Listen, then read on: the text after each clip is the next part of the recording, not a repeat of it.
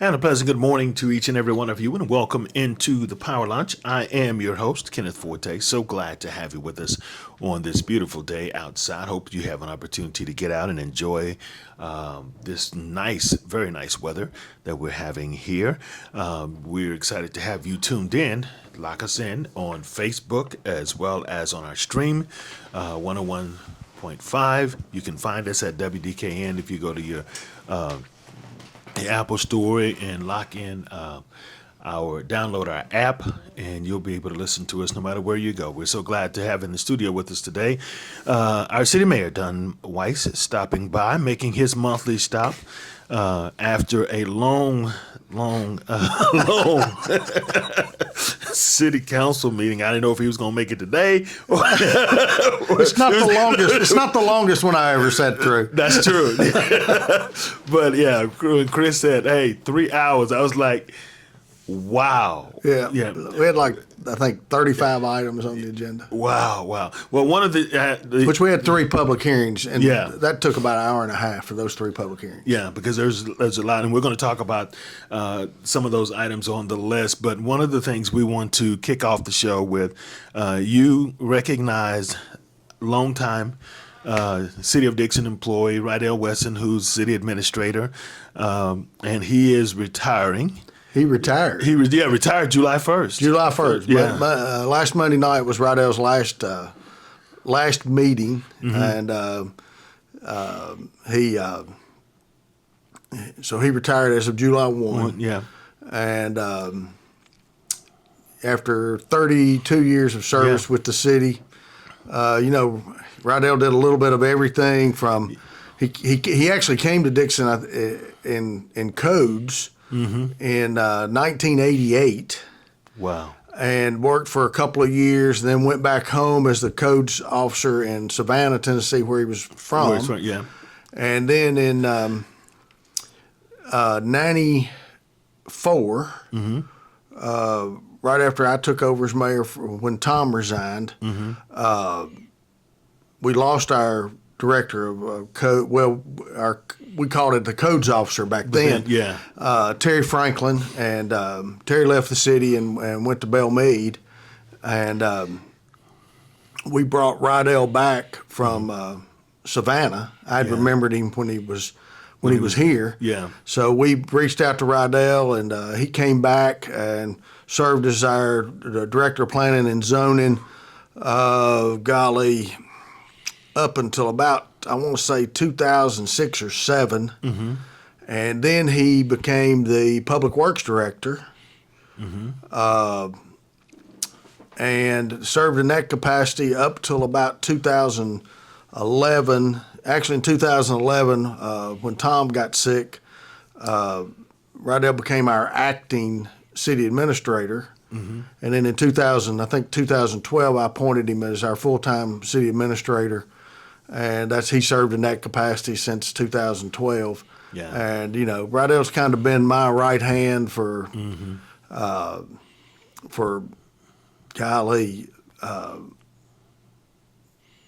especially as city administrator. He was a great public works director. He did a great job with planning and zoning. Yeah.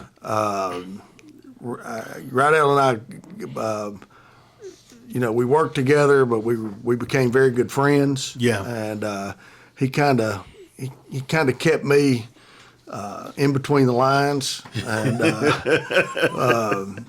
he was always usually the first person if I had an idea about something that I would go to and run it by him, and if it didn't make a lot of sense, he'd tell me. And, if it made sense, he'd kind of keep me in between the lines, and we talked about a lot of stuff as far as the city and city government and projects and our kids were not the same. They were close to the same age. They kind of grew up together, so we talked a lot about life and things like that. So. I lost a really good city administrator who I put a lot of faith in and really valued his opinion on everything. Yeah. And but I didn't lose a good friend, so Yeah. I know he'll still be around. I think he's in Orange Beach or Gulf Shores right now, taking captain lessons. He and his brother bought a boat, and I think he's taking captain lessons now, and going to maybe try to run a few charters from time to time. And he's done a little bit of everything. He really has, yeah. But he'll be missed. Dave Travis, who's been in Public Works now for several years. He took over Public Works for Jeff Lewis when Jeff went back to the police department. I'm named Dave, acting city administrator, so he'll serve in that capacity along with his Public Works duties. And for now, and matter of fact, I started to bring Dave with me today, but this 35-page agenda, I didn't figure we'd have. So I may send Dave in August for you to talk to him and kind of get his thoughts and feelings on, what his responsibilities are and where he thinks after he's had a month to digest what's happened to him. So.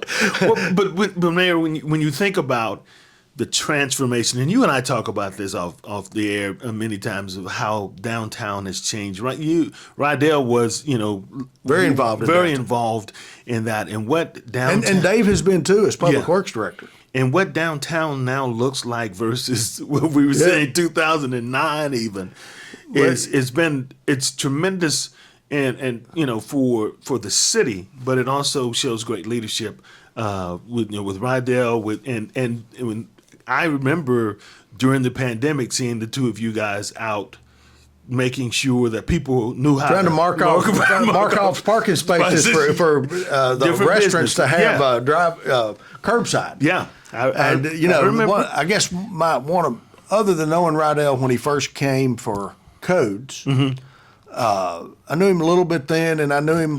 Got to know him better when he came back as director of codes. But where I really got to know Rydell the best and the most was when we had the fire at Main Variety. And Rydell and I looked up at about 2:30 in the morning. Yeah. And besides a couple of firemen, we were the last two person on the street. Yeah. And we had been there since it started, which it was right after lunch during the parade. Yep. And I remember us talking then about, oh my gosh, what's this going to mean? Yeah. And so but we spent a lot of time together. Dave Travis, though, I wanted to say, Dave's a lot of people don't know this about Dave. Dave started with the city in 1995, right out of high school. Yeah. I think he was 19 years old when he came to work at the city. He's been there 29 years now. Wow. So he's worked his way up. He started out slinging a weed eater in parks. Wow. And worked his way up to a supervisor in parks. Then when we combined parks and Public Works, he became a supervisor there. Yeah. Moved on into that director's position. He's managed the largest, Public Works' largest budget within our budget. Yeah. Most number of employees within our city system of employees. So he's a prime example of what somebody can do coming into the city at a young age with a little bit of initiative. Yep. And where they can end up. Yeah. And not just Day. I've got Jason Pilkington did that with Richard Greer and our fire chief did that. Yeah. Seth Lyles has done that with our new police chief. Yeah. Gina Swanner, our new court, she started in dispatch. I remember. And so it just shows where. Tammy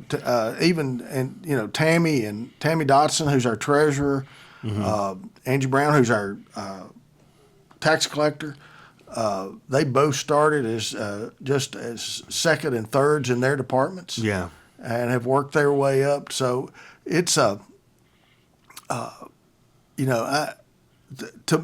me, that's what I look for. Yeah. because they know they have a lot of knowledge about the city. Mm-hmm. And you know, when Diane left and we brought Chris over, Diane Shelton did a great job for me. Another historian. Yeah, I mean, but you know, my biggest fear in replacing Diane was losing her knowledge of, and and Chris was the only one that I could think of. Thanks. But you know, Chris had been to as many council meetings as I had. Yes, I know. You know, but it was a great hire. But it was a great and you know, Dave brings a lot to the table with his background and all he's done in the city. So I look forward to working with Dave, and you know, I want to give him time to make sure this is something he really wants to do. So I'll give him a while to get comfortable. It's not an easy job. No, I mean he's responsible for over 200 employees now in every department. Yep. And so he's going to have a little learning curve there. Yeah. And Which I've got to give him some. You know, I got to give him time to figure out how he wants to operate, because he's going to, even though he's worked under Rydell, he's going to be different than Rydell in some ways. Yeah. But so he and I just sat in on a meeting for the last 2 hours. Our first meeting as him acting city administrator and me, you know, with me as mayor. That he and I have sat on, just the two of us with this meeting. So it's going to take him some time to get his, you know. He's got to get his bearings. Yeah. And get his. But I think Dave will do a great job in this position. With us today is our city mayor, Don Weiss. We're going to go through this agenda, not the whole thing, but we've highlighted some things that we want to, that the mayor would like to place emphasis on, as to make sure that everybody's aware of some of the things that are going on within the city. Now, we also want to let you know that you can also watch the city council meeting on the public access channel as well. So we want to give you information, but you can watch the whole meeting every month on the public access channel. You will also be able to see this on our Facebook page, this show on Facebook, as the mayor and I are sitting in front of cameras today. And we'll do that, talk more after the break here on the Power Lunch on 101.5 The Ride. All right, we're back here on the Power Lunch. Kenneth Forte along with our city mayor, Don Weiss, making his monthly stop. Always appreciate the mayor coming by and after the city council meeting, and I'm just glad he's not still in the meeting. But as he said, it's not the longest meeting that he's been a part of. Yeah.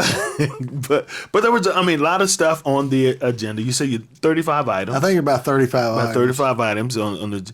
But one of the things we'll kick off talking about the Art in the Heart proposal that heard during the public comment session from Patricia Hudson.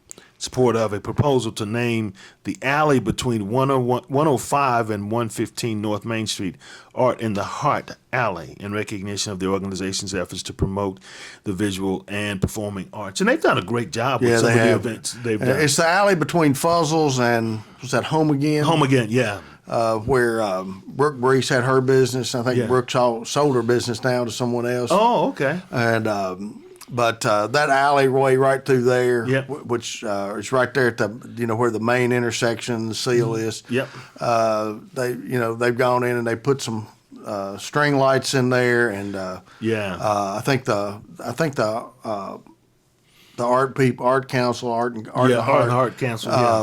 I think they put some had some of their local art there at one for a while, and. So they went before the naming committee, and the naming committee recommended renaming that section of that alley the Art in the Heart Alley. So so I think that that's just I think that's a neat thing for downtown. Well, and with the work that they're doing, and Summer and the folks that are on that board, it's just another attraction. Well, Art in the Heart does the banners, of local artists and everything too. So. I think that's a neat thing for downtown. Oh, it's going to be. I think it's going to be just another one of those added things that adds value to downtown, and for those who are visiting, because we see a lot of license plates in downtown Dixon that don't say Tennessee. That's true. Yeah, which says a lot for. We see a lot of license plates at Hensley Park at the playground and splash pad. Don't say Tennessee. Yeah, I mean the splash pad is, It's blowing and going. man. That was It's been a good huge. addition. Yeah, and with the work that you're going to continue to do over there, and adding, will do nothing but continue because the city is growing. With Hopefully, the number we'll of have people. some pretty good announcements to make about that over the next couple of months. So, Well, I like announcements, but commending. well, we are working with the. I mean, it's common knowledge now. Yeah. We're trying to work something out with the Y for Yep. a facility there, and Mm-hmm. that the city would build the facility and own the facility, and the Y would Run it. manage it. So Yeah. we're working on that now. It slowed a little bit during budget time, but Yeah. hopefully here over the next couple of months we'll really turn Speed up the up. heat and Yeah. speed that up a little bit. Now, is it just the discussion phase on that, or We're past the discussion phase. I thought so, but Yeah, I just wanted. It's now trying to put some type of workable MOU together Okay. that we can present to the council. Yeah. And then once we can put that together, then we'll hopefully go.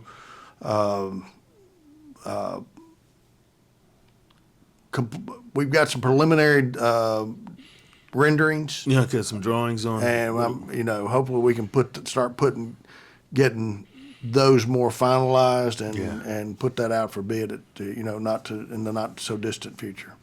That, man, you're talking about a major move. I mean, it's going to be a big investment for the city. Probably Yeah. the largest investment the city's ever made.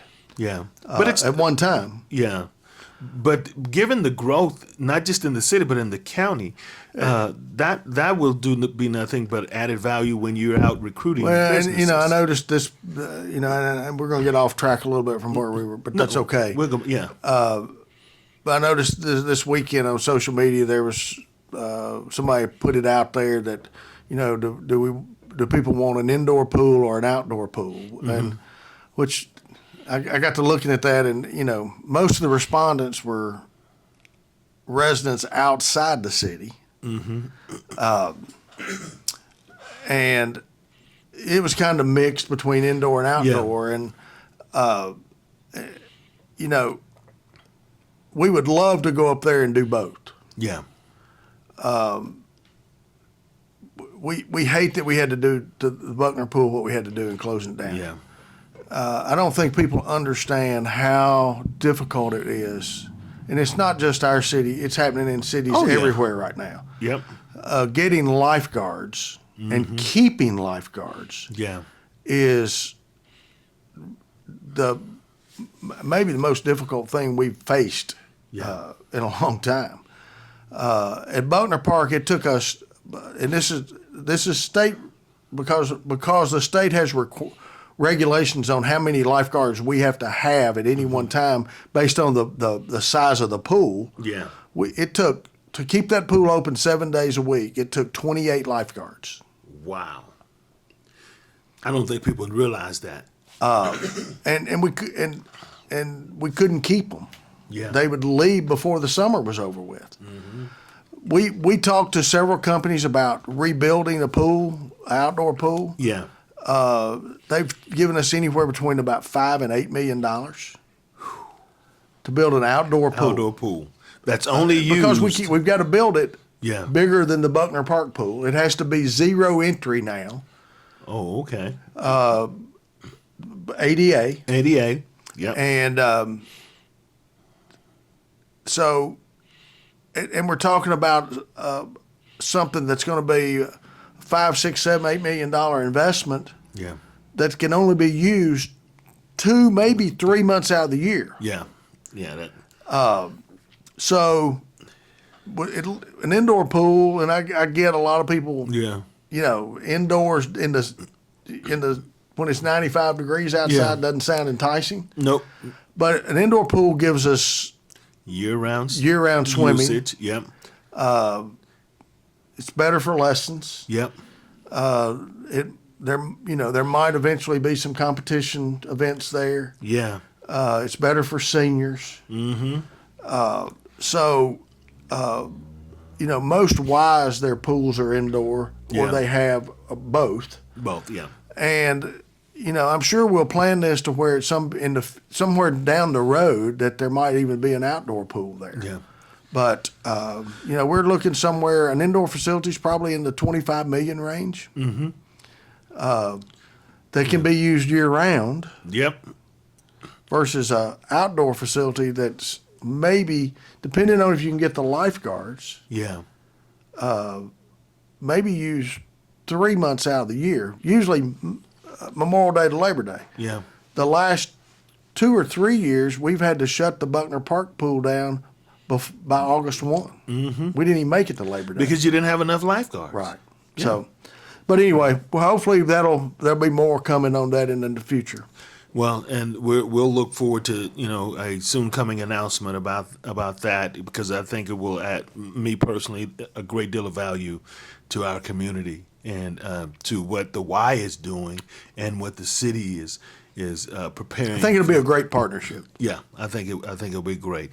Before we go to break, still no word on the property tax rate. We have still not received the certified rate from the state. Yeah. And the state actually sends that to the county, and then the county sends it to us. But we, as of 30 minutes ago, we had still not received a certified rate for the city. And we have passed our budget, but we have not been able to set the tax rate. Okay. I wanted to just make sure put that out there. I'm going to take a quick break. We're going to come back in just a moment. You're tuned to the Power Lunch here on 101.5 The Ride. All right, we're back here on the Power Lunch. Kenneth Forte along with Mayor Don Weiss making his monthly stop by to chat with us after the city council meeting. Now, Mayor, one of the ordinances that was on the agenda was to change the city's noise regulation to allow live musical performances in the downtown district to continue until midnight on Fridays and Saturdays, March 1st through October 31st. Died when no other council member would second the motion by councilperson Stacey Levine. The current ordinance prohibits playing of instruments and amplifications of music after 10 p.m. every night. Yeah, I think there was a proposal there to increase the time for live music on Friday and Saturdays after 10 o'clock till midnight. And I think I think what happened there is there was some concern from other councilmen who had received concerns from people who actually have residences downtown. About the noise after 10 o'clock. Yeah. And Miss Levine brought that proposal to the council, and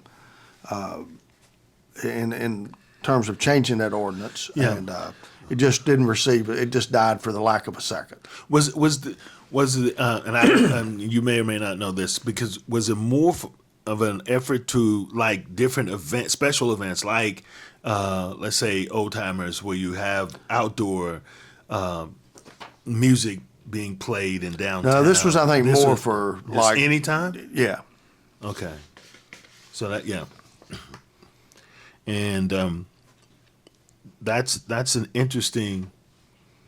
I think that I think there was there's some concern there from different ones. I mean, we've talked many times about downtown. It seems like I guess every time, and we've tried to make downtown very family friendly. Mm-hmm.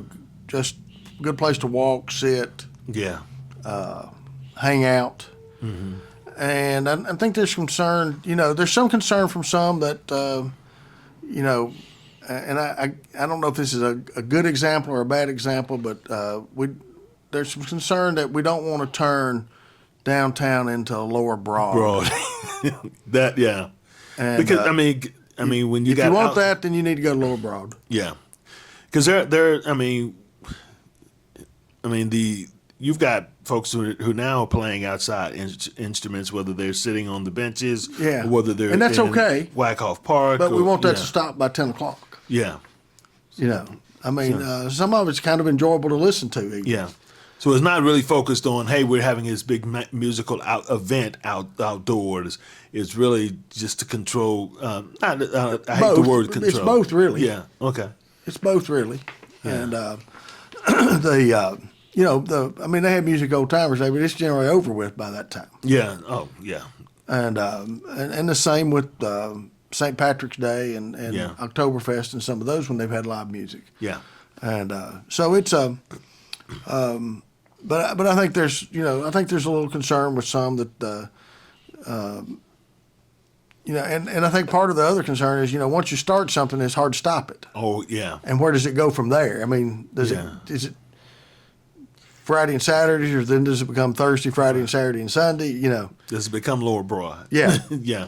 And but it could be brought back up again. But it did die for a lack of a second. Now, unanimously approved individual project number 10, order number 10 with Kimberly Horn and Associates under the Master Services Agreement for $215,000 for an installation and integration of the KITS advanced traffic management system that will allow the city to monitor all of the traffic signals from a single point. This is an upgrade, isn't it? Oh yeah, it's and Dave can next month can probably talk better to this than I can. Okay. But it would allow us to, like on 46. Yeah. But the electric department has dropped fiber, or is dropping fiber to all of our traffic signals. Yes. So any traffic signal that has fiber would be able to tie into this system, and we would have one point at City Hall. Yeah. To where if we got information that there was a backup on 46, Yeah. we could change the timing of those lights. Oh, okay. Because right now they're all the same. They're synced up. Yes, they're Okay. they're synced up as best we can sync them up with loops and all. And so some of them can be synced, some of them can't be. Yeah. The problem with the loops and the boxes that you see, they lose time. Yeah. So if they're set on 2 minutes one way on one direction and 3 minutes on the other direction, it could end up that the 2 minutes is 3 minutes and the 3 minutes is 2 minutes because of time loss or time gain. And so those have to be kind of reset on a regular basis when we hear that that something's out of whack. Okay. And but this would allow us to do a lot of things citywide with the lights, because we would have fiber there and because they would be tied into one system. Yeah. And I know Dixon Electric Ignite is They're moving along. Yeah, they're best from what I've been told. So. Yeah, I've been checking with Ronnie to see if when we were going to have it downtown here in Dixon. So they're moving really well so far. So we're looking forward to. I know you guys are looking forward to it. We're looking forward to it, in particular downtown, what it will actually mean for the businesses downtown. Need to take a quick break. We're going to come back in just a moment. When we come back, we've got a few more things on the agenda that we're going to share with you, and we'll do that after the break. You're tuned to the Power Lunch here on 101.5 The Ride. All right, we're back here on the Power Lunch. Kenneth Forte along with Mayor Don Weiss. Making his monthly stop. Mayor, one of the things that always stays in the forefront is school security, and the city has unanimously approved the memorandum of understanding with the Dixon County School Board to provide 9 school resource officers for the 6 public schools located within the city for the upcoming school year. Under the agreement, the city will use school safety grant from the state to fund 6 officers. The school system will reimburse the city for 2 officers, and the city will fund a supervisor detective for the SRO program. The city's always been committed to this program. Yeah, this has been a great program for the city and our schools our schools inside the city limits. I can't speak to those not in the city, but we provide we have 9 SROs. We were able to get a grant for 6 of those. 2 of them the school funds reimburses us for. two of the 9, and then of course we fully fund the captain over the SROs, Jessica Blackwell. Yeah. And she does a great job with that. All of our SROs do a great job. You know, we had Tabitha Jeanette, who's one of our SROs out at Centennial, who was able to do the Heimlich on a little girl out there and keep her from choking. Yep. And then just in May, right before schools let out, and I can't remember the officer's name right off the top of my head, but we'll recognize him, I think, at our next meeting. He did the same thing on a child at Oakmont Elementary. Okay. And so we've had 2 of our SROs keep 2 children from choking. Yeah. Just in the past 3 or 4 months now. Yeah. And so it's a great program. You know, I think the main thing that one, I mean, it's great to have them in our school. It's it's a shame we have to do that. Yeah. Because we didn't have to do it when we were kids. No. When we were kids, if we saw a police car there, somebody done something pretty bad. Pretty bad. Yeah. And but I'm glad we can provide that for our schools here in the city. I think one of the biggest things it does, other than having that presence of protection in the school, is it's those kids see that a police officer is not a bad guy or a bad lady. Yeah. That is somebody they can go talk with. Yep. They can just have a everyday lunch conversation with them. They can talk to them in confidence if they need to. And so I think I think it creates a rapport with our officers that a lot of kids don't know they can have. Well, and we see that, of course, we do the back to school bash and the SROs are all there. And we see that when parents get to also see, the officers from the school, and they all of the SROs come, and which makes a difference with parents and kids. And it, with, especially now that we have Hispanic speaking officers, because that's a community that now feels more comfortable with police officers, which has not always been the case. True. And so to see the expansion that the police department has done with inclusive of all, making sure everybody has a comfort level, and the SROs do such a phenomenal job, and you see it when kids see them. We see it just in that day when kids see them there. Well, I look at our police officers and even our firemen. I think for the biggest majority of those folks, that's a calling. Yeah. It's more than just a job. That's a calling, almost like a pastor. Yeah. I think for those SROs, it's maybe even a little more so than that. Yeah. Because you got to want to be in that school every day for 180 days of the school year. Yeah. And I think our Captain Blackwell and our SROs do a great job with our schools. I don't remember getting a complaint from the schools about any of our SROs. So we're glad we can provide that. Yeah. It's very important, as you mentioned, especially in the environment in which we are in. We've seen how important it is to have that security for kids and teachers alike in our schools.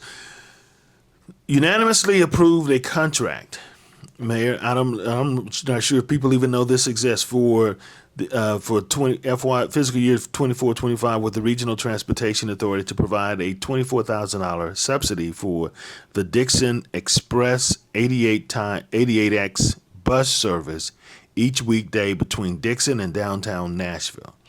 Mayor Weiss said the annual subsidy was scheduled to increase from 36 to 51 by RTA, but RTA agreed to use its reserve to reduce the local share for the city and Dixon County to $24,000 each for the final year of a 3-year grant.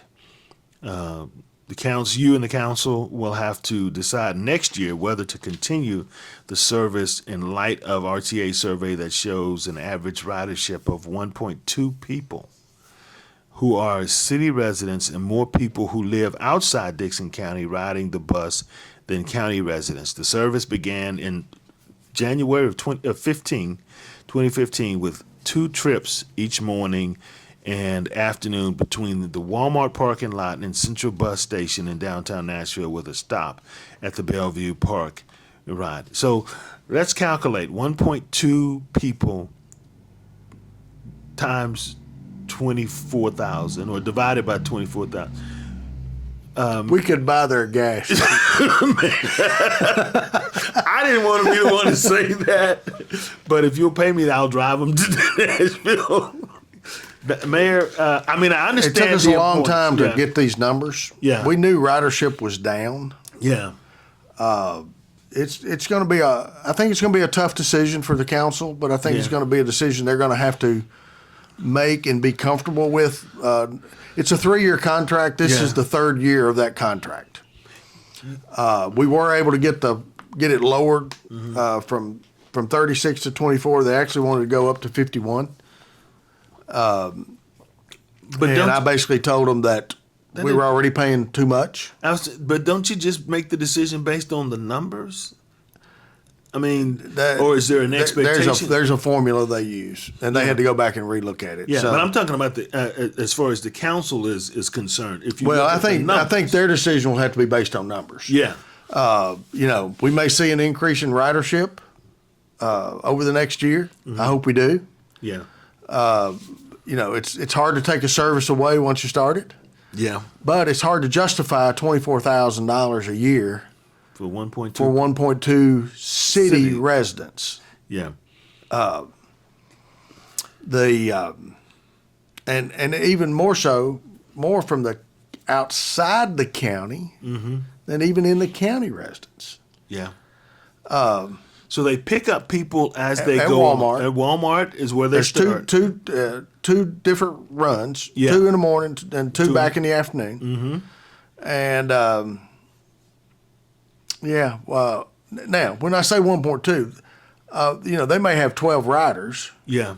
but only 1.2 of those Are from the city. are from the city. Yeah. So we're funding for outside city and outside county residents, Yeah. to have that luxury riding that bus. And I just think it's something we have to let them know something. I think by April next year. Mm-hmm. So I think it's something into first of the year. Yeah. We'll take a real hard look at the numbers again. Yeah. And try to make some recommendation to the council.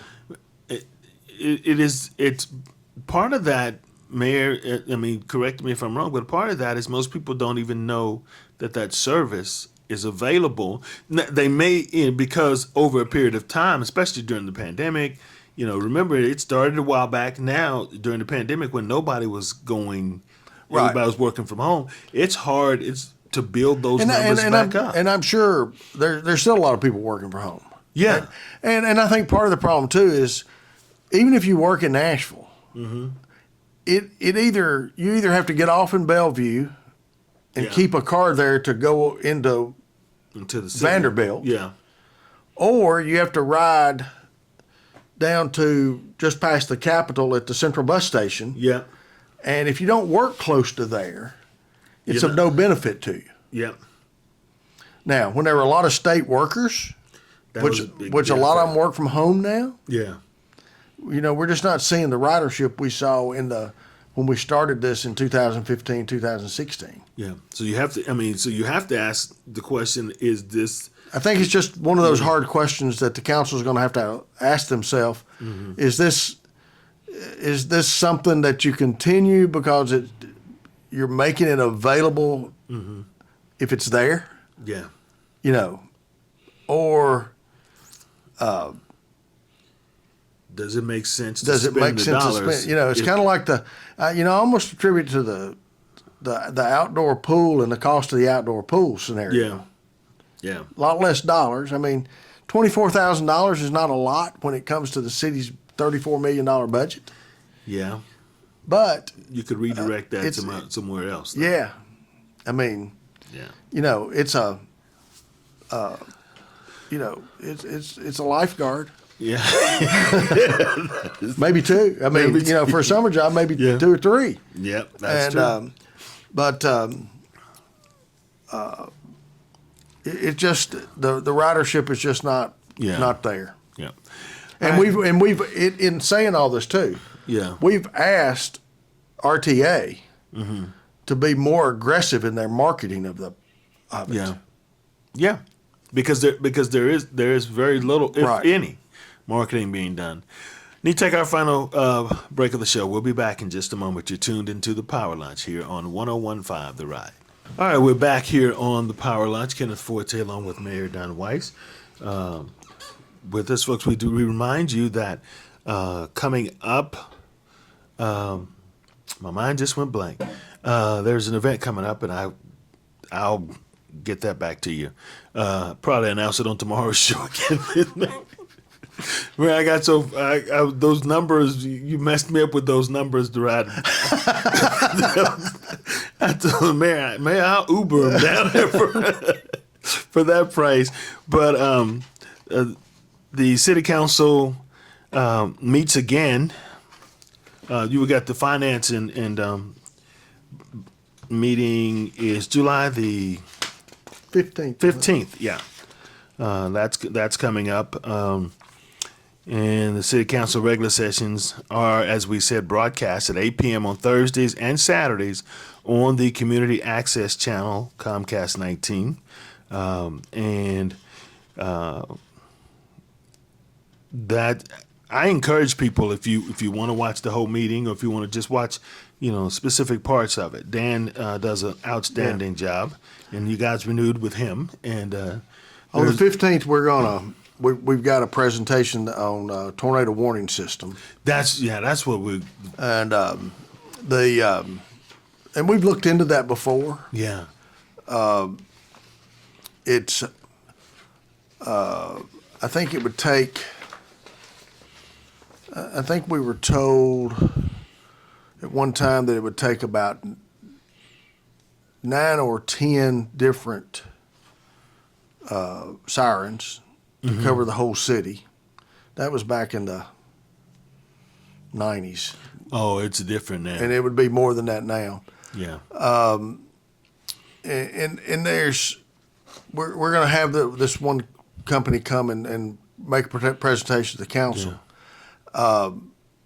My personal opinion is I think we're probably at that point where one at Buckner Park, Hensley Park, Tensco Park Yeah. might make some sense for us in the city. Yeah. I think the misperception about sirens is, and these companies told us this back in the 90s, and I think it's the same. They're going to tell us this again. Is they will not wake you up at 2:00 in the morning from a dead sleep in your house, It won't. unless it's right outside your window. Yeah. And so I think there's some misperception on sirens for that. Yeah. Now the industrial park years ago had one out there, but the maintenance of it got to be more than they wanted to do. Plus they couldn't hear it inside the factories Yeah.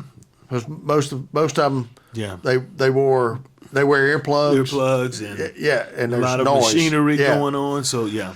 So, one of the ideas that Mr. Weston and I have talked about is that the city providing weather radios for people inside the city might be a viable option.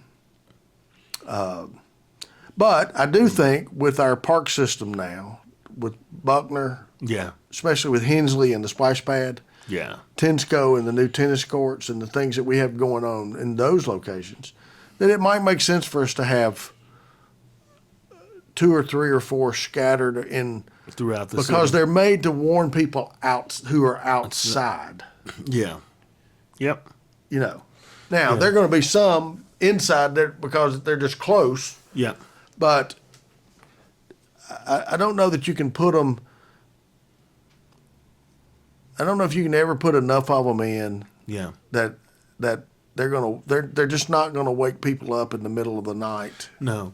I mean, we have them. Of course, we have the EAA system that we, when there's a warning that goes out, and we have it on AM and FM, and so it automatically warns people. But there are people who, to your point, need, a loud noisemaker, something that's going to. Yeah, I mean, especially if you got a bunch of kids at the playground and Yeah. splash pad, Yep. and there's a big storm that comes up. Yeah. That makes a lot of sense to me. Yeah. Yeah. But I forget the number back in the 90s that we were mid 90s, late 90s when we looked at this. We were given a number, and I want to say that it was around $100,000 a piece at that time. Wow. Well, with the technology the way that it is now, there's probably a significant savings with a better option. Likely. There could be, Yeah. but we're going to listen to this. We're going to have this company come to the finance committee meeting Okay. to talk to make a presentation to the council. Councilman Haynes asked us to do that, and so we're going to have this company come. Okay. And we'd actually been working.